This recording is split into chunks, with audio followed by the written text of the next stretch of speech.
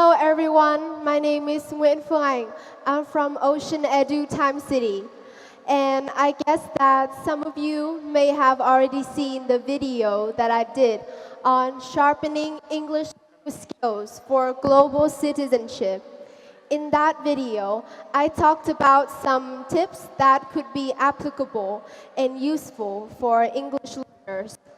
However, I don't want to repeat that today because I thought it is quite easy for many people to find such tips online.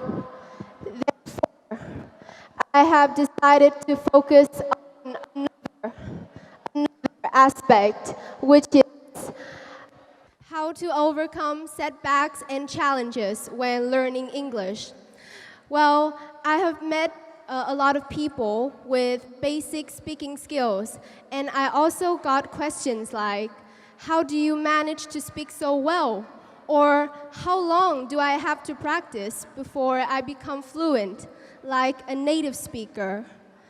I find it hard sometimes to answer those questions because honestly, everyone learns in different ways and everyone makes progress at distinctive speed.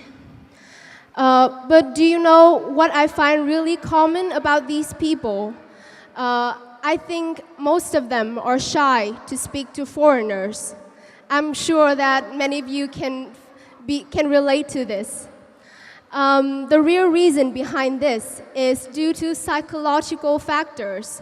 Many people have this mindset of being afraid to make mistakes, and they want their sentences to be grammatically perfect before they say something. And this will lead to the scenario where they will be analyzing the questions that they hear and their answers. And before they are about to respond, the conversation will have already moved on. So that's a sad thing to know about, right? Well, I want to suggest a solution for those who are trying to improve their speaking skill. You should keep in mind this phrase: fluency over accuracy.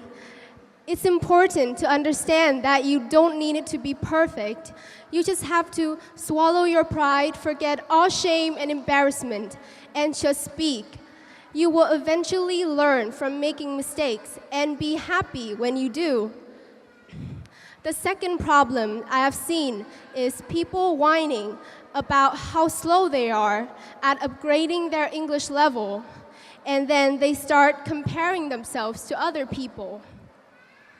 That's the point when they suffer from low self-esteem and they may easily give up.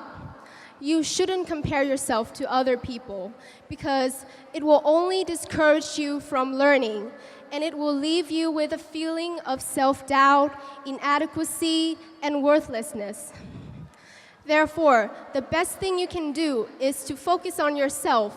Walking on your own path and competing with yourself is the best solution. Only by taking the belief that you are worthwhile, capable, and valuable can you excel at learning English. The last problem is a prevalent misconception that many people have about English. They tend to think that English is an art to be mastered. But you know what? It is actually just a tool to use to get a result.